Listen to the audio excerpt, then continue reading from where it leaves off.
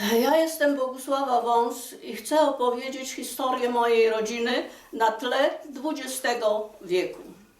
Jest rok 1900. Dwoje ludzi z Galicji wyjeżdża do Stanów za chlebem. Zaczynają życie w Stanach. Ona karczuje lasy, on pracuje jako szewc. Spotykają się. Ona jest z Olszyn, a on jest z Krasnego. I w 1905 roku się pobierają. Przenoszą się do Chicago i tam zaczynają życie wspólne, biorą ślub. On ma własny warsztat szewski, ona się zajmuje dziećmi i równocześnie sprzedaje te buty, które mąż zrobił w swoim warsztacie szewskim. Zaczynają się rodzić dzieci. Było ich 8, 9, było ich dużo. Ale jakoś to życie w tej Ameryce leci. Jest rok 1920 i zaczyna się w Stanach kryzys. Natomiast Polska odzyskuje niepodległość. On wybiera się do Polski. Kupuje pole, bo tutaj była parcelacja majątku potockiego i zaczyna budować dom. Dom w stylu ziemiańskim, modrzewiowy. Ponieważ pieniędzy brakło, wraca do Stanów. I tam wyrabia paszport dla całej rodziny. I w 1921 roku cała rodzina, czyli żona z dziećmi, przyjeżdża do Polski. On kilka razy przyjeżdżał potem do Polski i wracał. Z listów, które otrzymałam, to było albo 5, albo 7 razy był w Polsce, ale za każdym razem wracał. Widział, jaka tu jest bieda i widział, jak dzieci dorastają i którekolwiek z nich skończyło 18 lat, zabiera je do Stanów.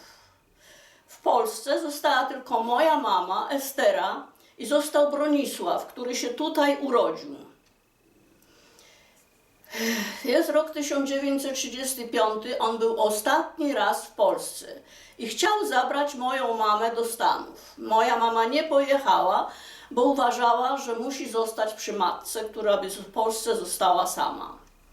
I on odjeżdża w maju 1935 roku, a 20 października 1935 roku moja mama wychodzi za mąż. Urodziła 2 dzieci, chłopca i dziewczynkę. Mąż był krawcem, w domu był sklep, który jeszcze założył dziadek i gospodarstwo, które było, zajmuje się babcia, czyli mama. I tak życie zaczęło się w Polsce układać. No ale wiadomo, zawierucha wojenna, 1939 rok, w 1944, 3 grudnia ginie mój ojciec, czyli zięć. I wtedy zaczyna się już tragedia. Ponieważ moja mama była bardzo słabego zdrowia, za 8 miesięcy po śmierci męża umiera i zostawia 2 małych dzieci. Ale umierając, prosiła, żeby dzieci zostały przy mojej mamie. Takie były jej ostatnie słowa. I umiera 31 maja 1945 roku. Jest to dzień pierwszej komunii jej syna. Jest to dzień, wtedy było to Boże Ciało. I ona została sama z 2 małych dzieci. On natomiast wiódł dalsze życie w Stanach przy boku innej kobiety, bo to był prawdziwy motyw zostawienia rodziny. Ale lata uciekały, sumienie zaczęło dręczyć i na początku lat 50. chciał przyjechać do Polski. Babcia się tego bardzo bała, ponieważ go znała, tyle lat z nim mieszkała. Natomiast inny scenariusz napisał Pan Bóg. Ponieważ on miał przyjechać w maju, w marcu dostał udar i był sparaliżowany. I wiedział, że to się już nie może ziścić. Natomiast sumienie bardzo dręczyło i poprosił księdza o spowiedź.